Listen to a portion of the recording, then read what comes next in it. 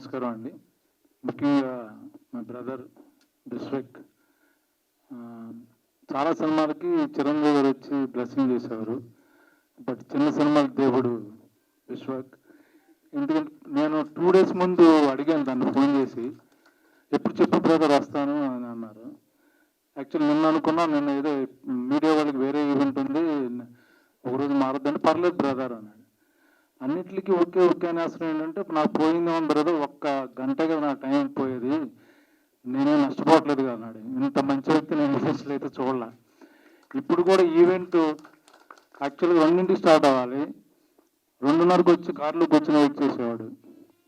అంటే డైరెక్ట్గా ఇప్పుడు పిఏలు హడావుడి ఏమీ లేకుండా సింపుల్గా నేను ఈ విషయం ఇంకోటికి చెప్తే, సార్ మీరు అట్లీస్ట్ మీరు సీనియర్ కాబట్టి ఆయన వచ్చాడు అనుకోవచ్చు, మాకు అసలు ఏం పరిచయం లేదు, ఎవరో ద్వారా ఫోన్ చేస్తే పాప ఆ సినిమా కూడా వచ్చేసాడని అన్నారు వాళ్ళు. So thank you brother.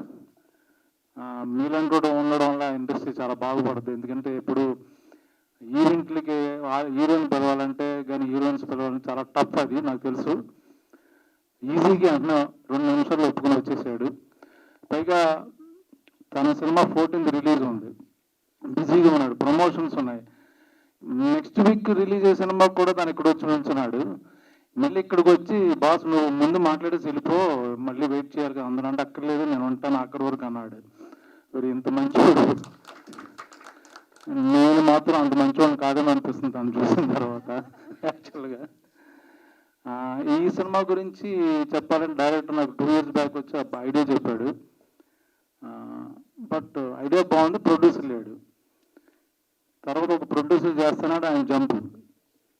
తర్వాత ఇంకోసం మళ్ళీ లక్కీగా మంచి టేస్ట్ ఉన్నాయన ఐటీలో జాబ్ చేస్తున్న రాజిరెడ్డి గారికి చెప్పడం జరిగింది. బట్ బడ్జెట్ చూస్తే లేదు, బడ్జెట్ అంతా నా రెమ్యునరేషన్ అయిపోయేటట్టు ఉంది.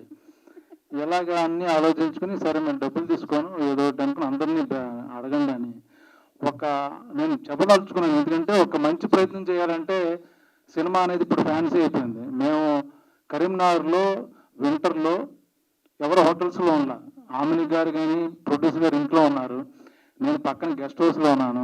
ఈ సినిమా క్యారవాన్లు వాళ్ళ, ఇప్పుడు క్యారవాన్ లేకపోతే చిన్న ఆర్టిస్ట్ కూడా అసలు ఎక్కడ ఉండేటట్లేడు. బట్ ఎవరు క్యారవాన్లు వాళ్ళ, కారులోనే బట్టలు మార్చుకునే వాళ్ళం. మా ఇల్లు చూపించారు అక్కడే, అన్నీ అక్కడే పడుకున్నాం, అక్కడే లేచేవాళ్ళం.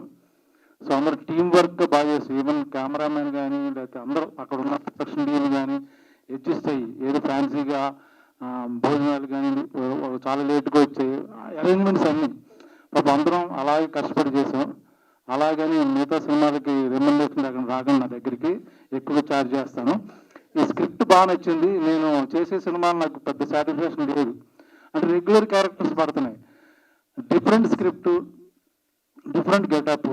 పైగా ఆమెని ఇలాంటి గారు ఆర్టిస్ట్తో సుధాకర్ రెడ్డి గారు వాళ్ళిద్దరి ముందు చేయడం నాకు చాలా కష్టమైంది. యాక్చువల్గా టు బీ ఫ్రాంక్, చాలా న్యాచురల్గా వాళ్ళు యాక్ట్ చేస్తున్నట్టు ఉంటుంది, మాట్లాడుతున్నట్టు ఉంటుంది, నేనేమో డైలాగ్ చెప్తున్నట్టు ఉంటుంది. సో ఆ మ్యాచ్ చేశాను అనుకున్నాను. బట్ నాకన్నా వాళ్ళిద్దరు డెఫినెట్గా మంచి బెటర్ ఆర్టిస్టులు బాగా చేశారు.